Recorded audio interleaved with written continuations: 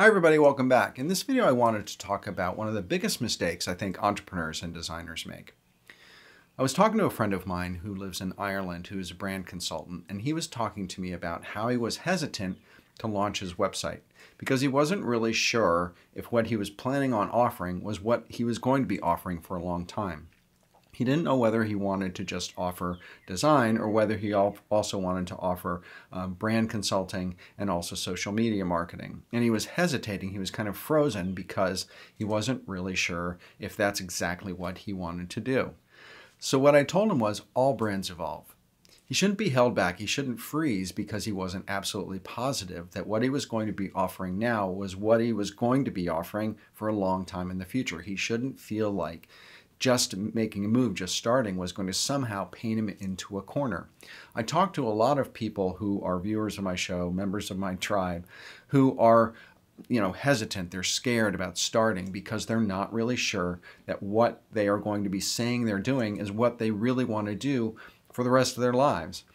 And I wanted to share some examples with you today of other personal brands, other designers, other entrepreneurs who have started off doing one thing and have evolved into something else. So one example is Amy LANDINO, also known as Amy Schmidauer before she was married. She has a very successful YouTube presence, and she had a very successful channel for a while called Sexy Savvy Social. And this channel was focused mostly around social media marketing. I interviewed her recently on my Brand Muse interview series, and if you haven't watched that interview, you definitely should. It's really interesting.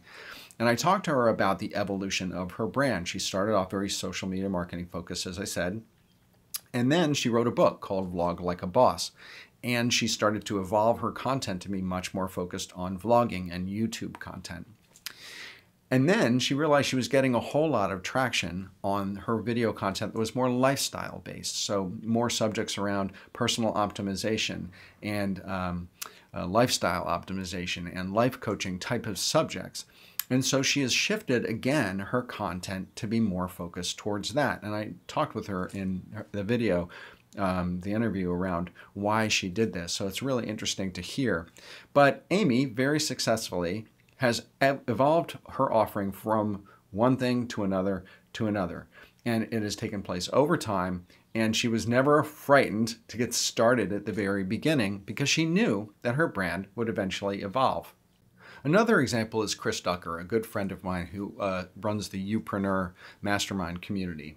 I interviewed him on my Brand Muse interview series as well, and you should check that interview out too.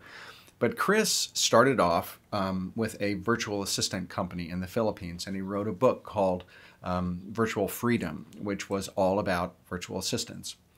And then over time, he started to get more and more involved in social media marketing and then working with entrepreneurs. So he evolved from this very virtual assistant-based focused content to more entrepreneurial focused content. And then since then, he has evolved even more into kind of personal branding and more individual brands rather than large business brands.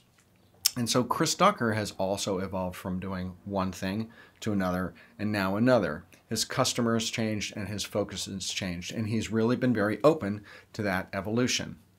Yet another person I interviewed recently was Lee Jackson, who started off with a really successful podcast called WordPress Innovators, which was all focused on WordPress development. And he did that for a number of years, and then he realized that he needed to broaden his scope, and he started a podcast called the Agency Trailblazer Podcast, and he also started a Facebook community around that, helping people who had design and branding agencies do what they do better. And he has evolved what he did from very WordPress focused to much kind of broader scope, and has been very successful in doing that. But again, he didn't stop and freeze because he felt like, am I going to do WordPress focused content for the rest of my life? He just got going, and then as he learned, as he grew, as his interests changed, he changed the focus of his content. Now, quickly, a couple big company examples. For instance, Twitter actually started off as a company called Odeo. And Odeo began as a network where people could subscribe to podcasts. That's what the app was for. And the founders feared that iTunes was going to basically take over the podcast niche, and they were going to fail. So they evolved their offering. They asked their employees over a 2-week period of time to come up with a ton of ideas around what they could do with their platform. And they decided to focus on microblogging. And the rest, obviously, is history. Pinterest is another example. It started off as a company called Tote, of all things. It allowed people to browse their favorite retailers and then have it alert them when things went on sale. It also allowed you to create collections of the items that you were interested in. And over time, they realized that their users were much more interested in the image collection and collection aspect of what their app did than anything else. So they actually shifted their focus and evolved into being an image sharing platform.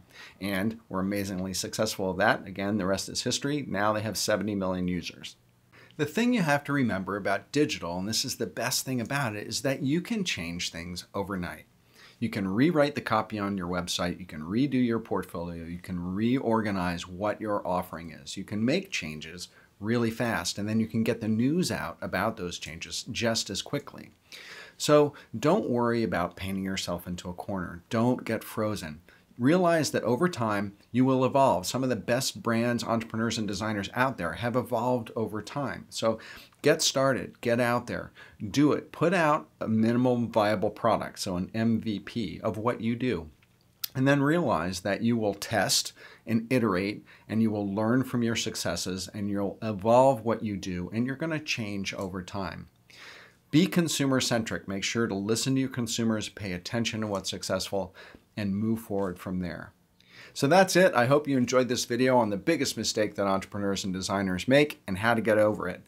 From Verhaal Brand Design, my strategic branding and design agency, thank you so much for watching. And if you need help with your brand strategy, your brand design, or your professional creative career, make sure to reach out to me at philipvandusen.com. And let's see what we can do to help you reach your business goals and your professional goals. And with that, thanks again for watching, and bye for now.